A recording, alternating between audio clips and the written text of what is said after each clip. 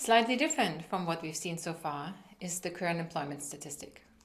This is a data collection effort designed to capture the change in number of jobs in the US across months. That means also changes in number of hours worked by US workers and changes in earnings for the workers. The key design features for the CES are a target population that's now an organization, so not longer an individual person, but an organization. In this particular survey, one or more employees qualify as being part of the target population.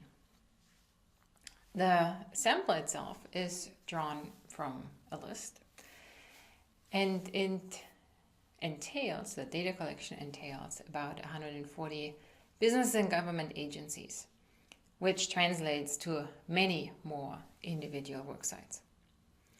The survey is a rotating panel survey, again, meaning that some enterprises stay in for multiple waves of this panel, whereas others drop out. In this case here, no necessarily a fixed panel length. What's very interesting is that data collection is done in a very different way.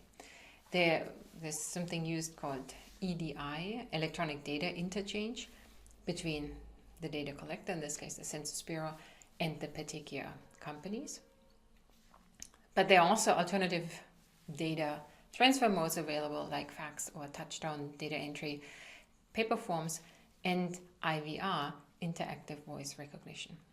And increasingly, there's the hope that one could use these alternative sources also for some of the other surveys that we've seen.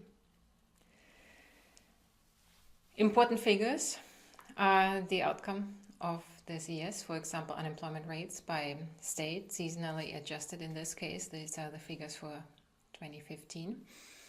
And you see many more, but with it come some design issues. One is the timely reporting. There are fixed release dates for the CES, in particular the unemployment figure. There's strong emphasis on the unemployment insurance data that Census has, and benchmarking that to those data can be a challenge. There's a challenge in including new birth of employers to capture those, not yet in the list, but of course contribute to the economic growth.